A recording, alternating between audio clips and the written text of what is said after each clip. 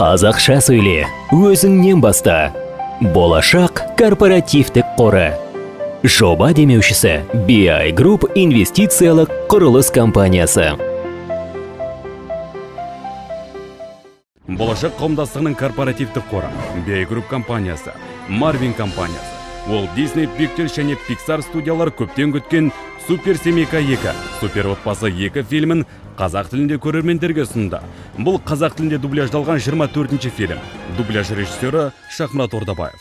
Супер отбасы 2 фильмі маған өте ұнады. Неге десеңіздер, ең алдымен осы жобаны, осы киноды алғаш рет қазақ тілінде көрдік. Бұл өзімізге үлкен әсер етті. Әрбір әртістің дауысы тірідей кәдімгідей Голливудтың аударылымы ретінде қабылдадық.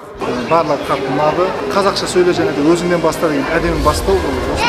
Осы бастауымен ары қарай талай осындай фильмдер, мультфильмдер халыққа жол тартып жатса, ол біздің тіліміздің ары қарай өркендеуіне өте жаңағыдай пайдасы тиеді деп ойлаймын. Бұл өте қызықты және де бұнда адамдардың бір-біріне деген сүйіспеншіліктері толы мультфильм. 14 жыл өткен соң Супер отбасы анимациялық фильмнің жанкүйерлері көптен күткен оқиғаның жалғасын көруге мүмкіндік алды. Осы уақыттың ішінде көп нәрсе өзгерді. Бірақ Супер отбасы кейіпкерлері сол қалпында қалды. Фильмнің екінші бөлімде режиссер Брэд Бёрд барлық назарды мистер ерекшеге емес, оның жұбайына аударуды ұйғарды. Фильмнің желісі бойынша Хелен Парр отбасының көшбасшысы, ал оның күйеуі Джек балақайдың тәрбиесімен айналысатын болады. Яғни көрермендер бұл жолы жақсы көретін мистер ерекшені басқа қырынан көреді. Ол енді супер батыр костюмде пайда болмайды. Оның есесіне әйелі ғаламды құтқару үшін қауіпті миссияға бара жатқанда 3 балаға қамқор болып қалады.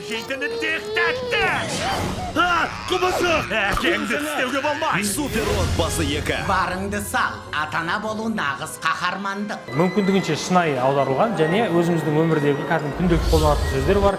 Өте тамаша, бізге қатты ұнады.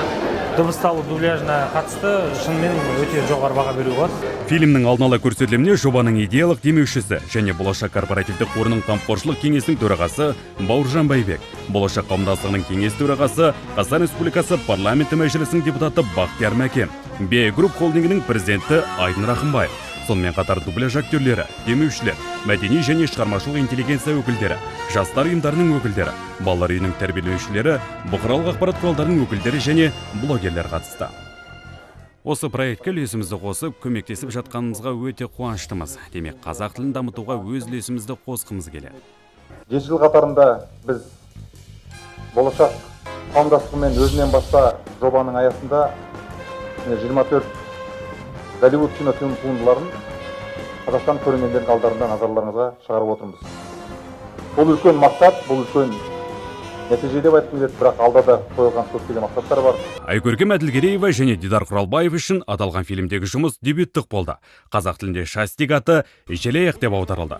Эдна Мотты түпнұсқасына фильмнің режиссері Брэд Бёрд дыбыстаса, қазақша нұсқада дубляждың режиссері Шахмрат Ордабаев дыбыстады.